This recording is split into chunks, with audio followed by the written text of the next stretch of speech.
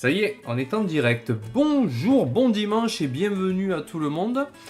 Vous êtes sur la chaîne Tazenchill, santé, prospérité et tout compagnie. Bon, moi je suis un peu crevé, hein. Je me dis, je me suis couché tard hier, levé tôt ce matin, j'ai bossé comme un connard pendant 5 heures, je suis décalqué. J'ai failli aller aller faire une sieste là et puis j'ai dit bon allez je vais faire vite ça. Et puis après une petite sieste avant la soirée. Bon, alors, le chapitre 1147 de One Piece est sorti de façon légale, de façon légale et gratuite sur le site de la Shueisha Manga Plus sur lequel je le suis. Voilà, donc ce que l'on fait comme d'habitude, on va revenir sur le chapitre de la semaine dernière, le chapitre 1146. Pour se rafraîchir la mémoire, et puis ensuite nous irons voir ce que nous réserve le chapitre 1147. Alors, le chapitre 1146, qui s'intitulait Le calme avant la tempête, pardon. Oui, nous avions pendant les 3/4 du chapitre un combat, un focus sur le combat entre Junko, chevalier divin, qui a un pouvoir qui lui permet de contrôler les attaques, les siennes, mais aussi celles des autres, de les retourner contre les autres, contre eux-mêmes. Qui affrontait donc une partie de l'équipage du chapeau de paille avec Usopp, avec Nami, avec Jinbei et avec Brook, qui était sur l'embarcation le petit Svar de Koron, lui-même étant le fils de Scopper Gaban. J'ai un cheveu qui pendouille, ça m'emmerde. Voilà, il est parti. Et je me suis craché sur les lunettes, putain. Ah, quand ça veut pas, hein. Ah, vache. Voilà. Qu'est-ce que ça nous apprenait? Ça nous apprenait, oui, l'information principale, c'était que Junko, qui avait été touché par Usopp, avec une bille explosive, c'est ça? Une bille mortelle explosive, c'est ça? Junko était désintégrée, mais elle se... Oui, Taz, ça va? Ça va, il va bien. Il vous passe le bonjour d'ailleurs. Qu'est-ce que j'allais dire? Oui, elle arrive à se réintégrer, à reprendre forme. Et ça, c'était très certainement lié au lien qu'elle a particulier avec Im-sama, qui, on se le rappelle, avait également donné ce pouvoir-là, cette capacité-là à Saint-Saturne sur Egghead Island. Egghead Island, qui se poursuit d'ailleurs sur l'animé, en ce moment, qui sort tous les dimanches matin. Et là, on va arriver bientôt au flashback de Kuma, je vous le disais la semaine dernière. Ça va être exceptionnel. Qu'est-ce que nous avions d'autre? Oui, l'équipage des géants qui se défaisait des monstres générés par l'autre chevalier divin qui se nomme Kiringam, dont le pouvoir ultra cheaté, je ne cesse de le dire, et de matérialiser les pensées des gens. Donc là, on a clairement des enfants qui ont dessiné leur pire peur, c'est-à-dire des monstres de la mythologie nordique. Kiringam est arrivé, leur a donné vie, et maintenant les géants doivent affronter ces monstres-là. Bon. Junko, donc dans son face-à-face avec les 4 Mugiwara, arrive à les scalper les 4, quoi, finalement, à s'en débarrasser très facilement, et à enlever Koron. Bon, alors un petit acte manqué, on avait dit, ouais, effectivement, puisqu'on sait que Junko est fan de Brook, elle ne l'a pas reconnu. Bon, il y avait matière à faire quelque chose, voilà, bon, tant pis, ça, un petit acte manqué. Ou alors, on espère que ça sera développé plus tard. Oui, elle annonçait qu'elle sait très bien qu'il va y avoir une grande guerre, que le monde disparaîtrait lié à cette grande guerre. Ouais, d'accord. On avait ça m'avait surpris dans la réaction live que Brook connaisse la catégorie des chevaliers divins. Et en fait, bon, en regardant également d'autres reviews, c'est pas faux. Brooke, dans sa prime au début de sa vie, a fait partie d'une garde royale d'un certain royaume, donc on n'a pas le nom. Donc à ce titre, il est possible qu'il ait accompagné le souverain de son royaume à un conseil de la rêverie et que là il est vu à Marie-Joie et que là il ait entendu parler des chevaliers divins. C'est tout à fait possible. De quoi on apprenait? Oui. Que Kiringam a attaqué l'école tout seul. Alors, il peut plus bouger. Voilà, il y a un prof qui ne peut plus bouger. Et Kiringam lui dit, normal, je t'ai anesthésié. On sait que Kiringam peut endormir les gens.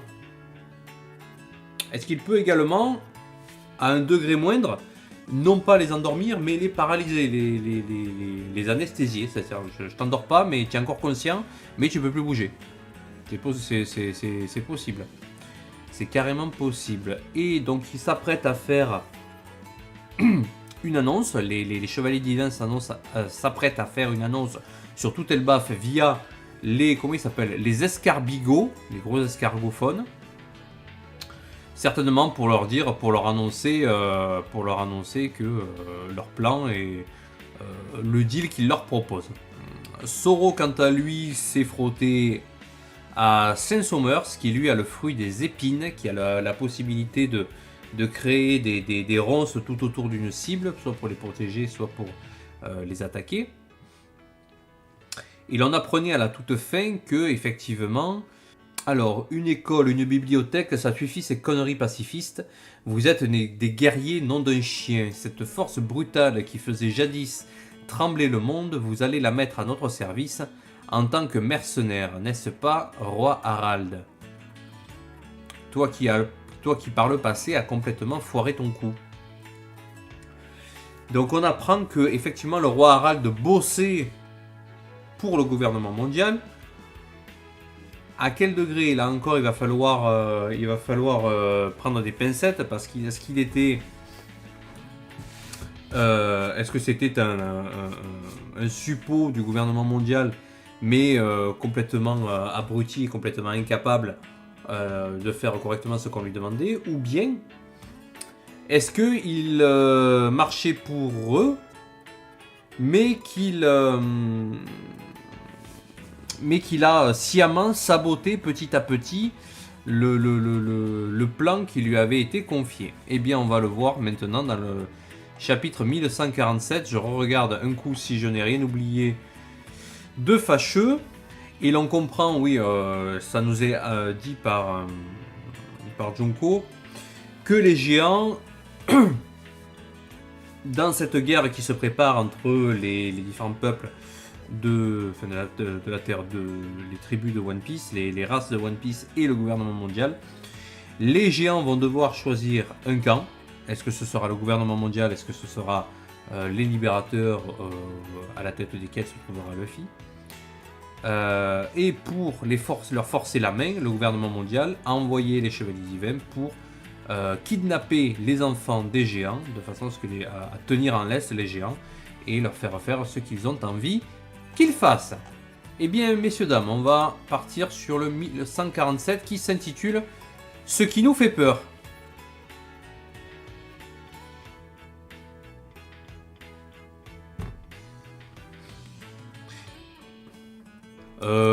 Il n'y avait pas un chapitre déjà qui s'appelait comme ça? Pardon. Le pèlerinage de Yamato, 32e épisode. Les remerciements de Raizo, seigneur de la région d'Udon. Raizo de la brume. Ouais, le ninja. Qui libère les enfants, qui libère tout ça, machin. Yamato qui est content. Et Uzu qui est vaincu. Ok. Petit flashback. Robin Chopper, cachez-vous. Je l'ai déjà vu, il appartient à l'ordre des chevaliers divins. Ok, donc on revient quelques minutes, secondes avant la fin du chapitre 1146, lorsque Zoro planque Chopper et Robin dans ses cheveux. Ces types sont immortels, on ne peut pas les vaincre. Restez planqués et guettez le moment opportun pour les enfants. Ils sont immortels, on ne peut pas les vaincre. Parce qu'ils se régénèrent. Bon. D'accord. Et il semblerait que même malgré la bibliothèque du hibou, ou de la chouette, il ne soit marqué nulle part comment les vaincre. Alors, Saint-Somers qui parle, un survivant d'Ohara, mais alors ça en fait 2. Avec Nico Robin. Il faut qu'ils apprennent à finir le boulot dans la marine. Donc là, il entend du bruit, d'accord. Junko, je vois que tu as capturé les membres de l'équipage du chapeau de paille. On les amène avec nous?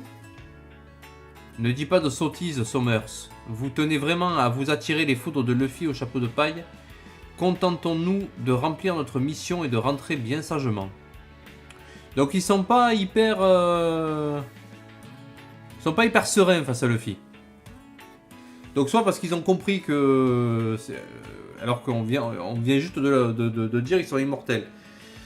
Mais ils font pas les fiers. Donc c'est clairement Luffy l'antidote au Chevalier Divin.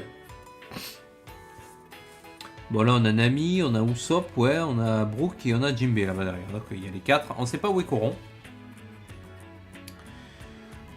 Zoro est en piteux état et Koron s'est fait enlever. Comment as-tu pu laisser faire ça, Jinbei? Baisse d'un ton, j'essaie de réfléchir à la nature de ce pouvoir. Elle est flippante cette nana, j'ai cru qu'elle allait mourir. D'un autre côté, elle... Non, je dois me tromper. D'accord, donc ça c'est plutôt Usopp. Et Brook qui dit, d'un autre côté, elle... Non, je dois me tromper. Elle remet ça, la femme zombie. Ah! Alors, est-ce qu'on va avoir quelque chose entre Junko et Brook? Elle a un sabre elle aussi? Ou c'est quoi? C'est une flèche? Non, c'est la flèche qui est en forme de sabre. D'accord. Et toi, hein? Je t'ordonne de me...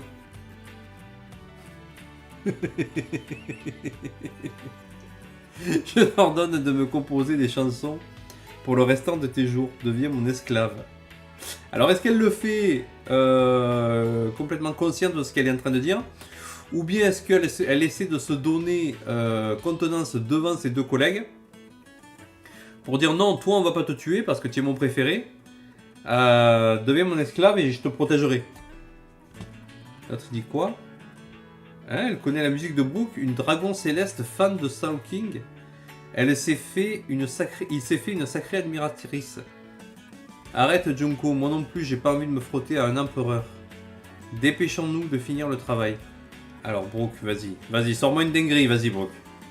Navré mademoiselle, mais j'ai juré fidélité à mon capitaine Luffy au chapeau de paille le jour où il m'a offert une seconde vie. Et si je te promets la mort en cas de refus? Alors je choisis la mort. Mieux vaut cela qu'une vie d'ingratitude. Voilà, il faut un coup de pied dans la gueule. Elle a été... D'accord, ok. Ouais, elle se déchaîne sur lui. Ok. Elle a été éconduite. Kiringam a branché l'escarbigot et Saint-Somers va parler à tout Elbaf. Tout le monde m'entend, ce message s'adresse à vous, guerriers d'Elbaf. Donc même Loki va l'entendre. Qui parle? Ah oui, non, c'est des monstres, d'accord. J'ai cru que c'était le fils de Big Mom, celui avec la tête de courge. C'est quoi cette transmission? Vous peinez à gérer les événements étranges qui se produisent autour de vous, n'est-ce pas? Eh bien, sachez que nous en sommes à l'origine. Oh, il y a un bulldog! Non, il n'y a pas de... Non, il a un museau. Mon nom est Somers et j'appartiens au bras armé de Marijoa, l'ordre des chevaliers divins. C'est plus trop ce à quoi ils ont peur, là, les gamins, tu vois. Il y a un chien, il y a... Monde du soleil. Village des artisans au sud-est. Un autre village, donc. Marijoa, ça veut dire qu'ils travaillent pour le gouvernement mondial? Pourquoi ils font ça? Donc là, il y a une sorte de chimère qui les attaque, un lion ailé. Et eux, ils ont des marteaux. Ils n'ont pas des épées, ils ont des marteaux, eux. Est-ce que chaque village a son arme de prédilection? Parce que là, tu vois, ils ont des épées. Là, ils ont des marteaux, ok. Capitaine, ils diffusent leur message dans tout Elbaf. Ou au cas où... Au cas où quoi? Il a balancé de lui-même son identité. Village des chasseurs au nord-ouest. Et eux, ils ont des arcs. Ouais, c'est ça. Chaque village a sa propre arme. Au cas où vous ne le sauriez pas déjà, nous avons enlevé pas moins de 10 gamins. Par ailleurs, l'homme à la barbe orange qui a accouru depuis l'école pour tenter de les libérer, Soro, gît désormais sur le sol, le corps couvert de sang. Il parle du professeur Soro. Autrement dit, vous avez eu tort de penser que quelqu'un les sauverait. À cette heure, vos enfants continuent d'avancer vers la ligne d'arrivée. D'accord. La partie ne fait que commencer. Dommage qu'on n'ait pas les images. Tu serais capable de nommer les mioches qui sont partis d'ici? Évidemment. Dans ce cas, on va en informer leurs parents. Leurs petits protégés ne devraient plus tarder à se réveiller de leurs rêves. D'accord, Coran est avec les autres. Ok. Dites pourquoi nos jambes bougent toutes seules. Où est-ce qu'on va? Je sais pas, mais loin d'ici. Menteur, on est sur la RS8, c'est le chemin Sylvestre 8, la route Sylvestre 8. C'est le chemin du village. Et alors, t'as pas remarqué qu'on n'était pas libre de nos mouvements? On ne va pas pouvoir entrer chez nous? Oh non, je veux voir ma maman, je veux voir mon papa. Si c'était possible, on appellerait pas ça un kidnapping. Et c'est Coron qui est à la tête de... d'accord. Inutile de paniquer, je suis là. Contrairement aux mauviettes que vous êtes, je suis un guerrier, moi. Donc on a les monstres qui ont été créés par les enfants, qui s'attaquent à eux. Alors est-ce que, si les enfants n'ont plus peur de la représentation qui se font, c'est-à-dire est-ce que si le gamin qui a peur des fantômes, devant le fantôme, se dit ok j'ai plus peur de toi, est-ce que le fantôme disparaît? On dirait que Soro a été vaincu. Changeons de camp. Il faut sauver de cap. Il faut sauver les enfants. Ça va être difficile, capitaine. On a un trou dans la coque et plusieurs de nos rames ont été cassées. Donc ça, c'est toujours le comment il s'appelle? Saint-Éric. Comment il s'appelle le bateau? Je sais plus comment il s'appelle le bateau de l'équipage des géants. Je sais plus. Donc il est toujours attaqué par des monstres. Bon sang, d'où elles sortent ces créatures fantastiques? Aucune idée, ce sont peut-être des sorcières. Celle-ci ressemble à ma femme.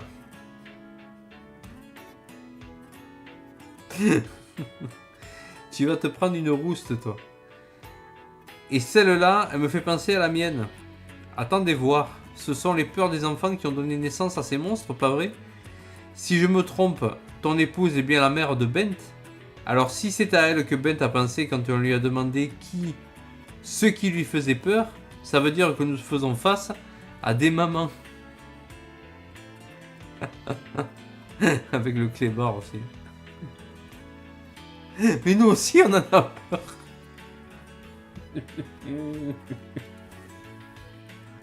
Ils ont peur de leur femme. On est fichus, elles nous font perdre tous nos moyens. La faiblesse des géants, c'est leur femme. C'est tellement con. Pardon de passer mon temps à pied.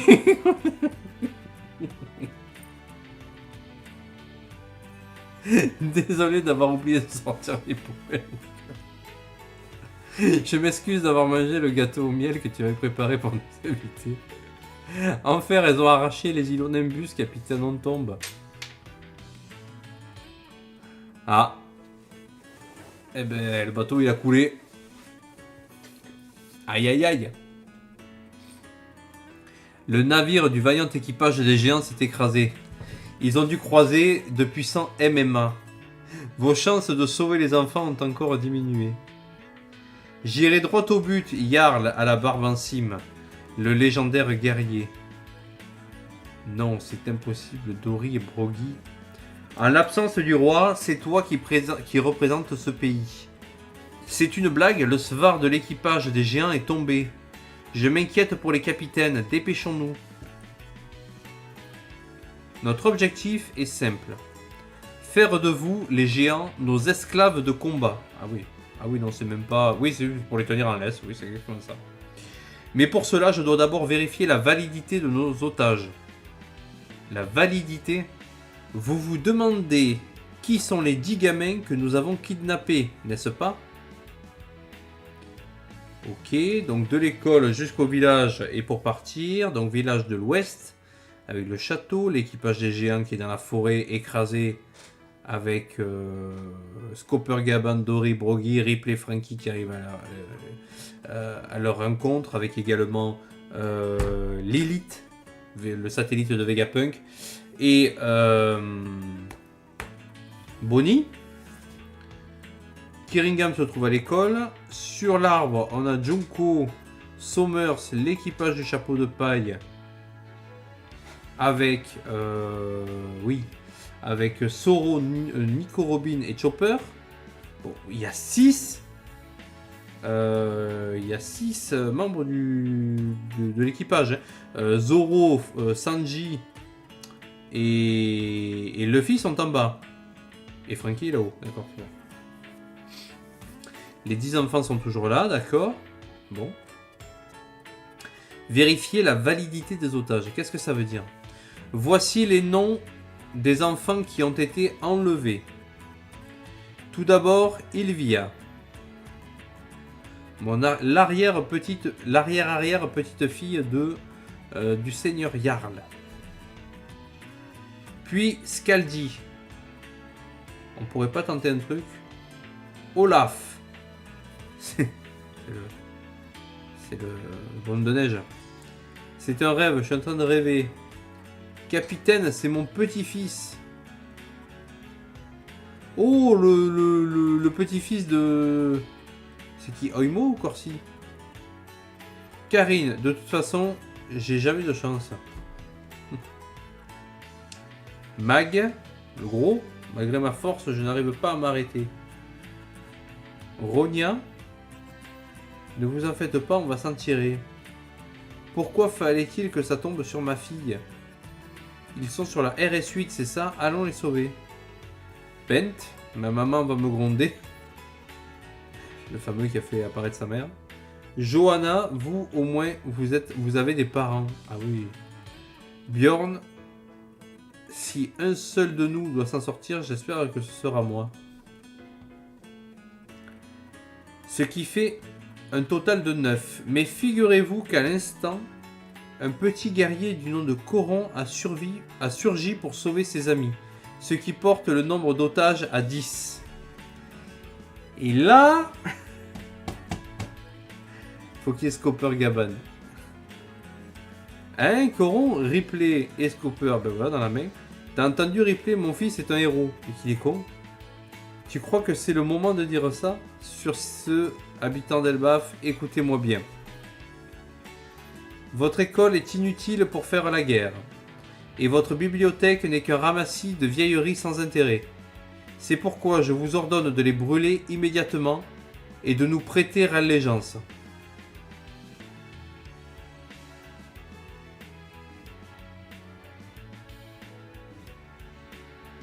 Ouh, tu brûles ta bibliothèque toi-même. C'est ouais, c'est un Ohara, mais un self-Ohara quoi. Si vous refusez, nous éliminerons les gamins un par un. Non mais qu'est-ce qu'il raconte? On sait où se trouvent les enfants, allons les sauver et filons une bonne raclée à leurs ravisseurs. Doyen Jarl, à toi de décider. Moi? Non, attendez, vous ne pouvez pas exiger une chose pareille. L'école est le symbole de la paix qui règne aujourd'hui à Elbaf, et la bibliothèque abrite non seulement l'histoire de notre pays, mais le savoir universel que les savants d'Ohara nous ont légué au sacrifice de leur vie. Et tu crois qu'ils ne le savent pas? Ce patrimoine n'est pas seulement le nôtre. Robin, non, s'il te plaît, ne t'inquiète pas. je vais casser des culs. Je ne laisserai personne faire ça. Voilà. Voilà, même Robin. Ah oui, non, Robin, d'accord, elle y va. Elle y va. Ok. Et oui, parce que c'est son héritage à elle. Oh, ça va être bien. Oh là là. Alors où il va, Somers? Est-ce qu'il va jusqu'à l'école? Est-ce qu'il va jusqu'à l'école pour dégommer la prof? Mais il va tomber sur les deux. Parce que Robin, elle va aller protéger la bibliothèque. Alors que... Donc elle va tomber sur Kiringham. Elle va tomber sur Kiringham. Et lui... Et Scopper Gaban, eh ben, il va aller tailler les rosiers. Eh ben, c'était plaisant. C'était marrant, c'était plaisant. Donc c'est bien ça, hein, c'est les... Alors c'est encore plus pervers, c'est pas pour leur forcer la main, c'est clairement pour en faire des esclaves de combat. C'est-à-dire on tient tes gamins, tu fais ce qu'on te dit, sinon on les tue un par un. Ah là, ça va chier pour vous, les mecs. Mais il n'y a pas, tu vois, d'interaction avec Amba, avec le monde des morts, avec Luffy, Loki, tout ça. On ne sait pas s'ils l'ont entendu. Et ils n'ont pas trop envie non plus que Luffy débarque. Donc, bon, ils s'en méfient. Ils s'en méfient, ok. Donc on apprend un peu plus maintenant qu'il y a d'autres villages, effectivement, que chaque village a son arme de prédilection. Donc le village de l'ouest, c'était les épées, hein, traditionnelles. Village du sud-est, c'est les marteaux. C'est peut-être là où a été forgé d'ailleurs Regnir, hein. Je sais pas. Le village du nord-ouest, les chasseurs avec des arcs et des flèches, d'accord. Et on pensait qu'elle ferait la groupie, Junko, tu vois, qu'elle perdrait un peu tous ses moyens. Pas du tout en fait. Elle le joue sévère, elle lui dit non, non, mais tu es ma pute, quoi. Tu vas faire bien ce que je te dis, comme je te le dis. Et puis c'est tout. D'accord. Bon, est-ce qu'il va y avoir le match retour du coup? Parce qu'on a Jinbei, baisse de ton, j'essaie de réfléchir à la nature de ce pouvoir. Donc il essaie de comprendre un petit peu comment la contrecarrer. Est-ce qu'il l'aurait pas déjà vu, Brooke? Parce que quand il dit, d'un autre côté, elle, non, je dois me tromper. Est-ce qu'il l'aurait pas déjà vu? Est-ce que Brooke n'aurait pas déjà rencontré Junko dans son passé, quand il était dans la garde royale du pays, justement, et qui dit non, ça peut pas être toi, je veux dire, depuis le temps, t'as pas changé. Ben non, elle a pas changé, puisqu'elle est immortelle. Et il l'a peut-être pas reconnu parce que le vêtement n'est pas le même, parce qu'elle a maintenant un bandage.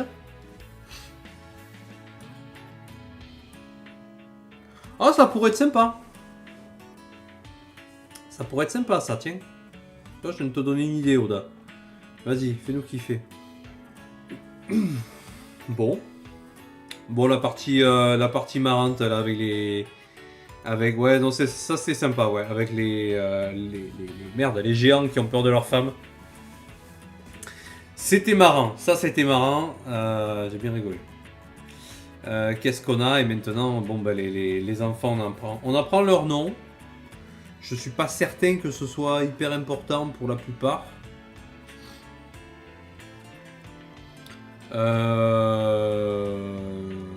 Toujours est-il que Johanna, qui n'a pas de parents,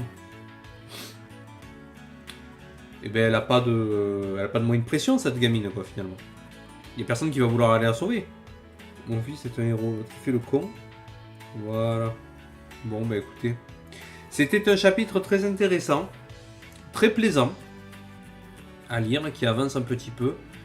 Ça promet pour le 148.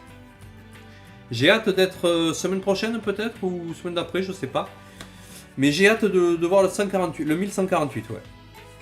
Bon, et bien écoutez, je vous laisse, il est 6h20.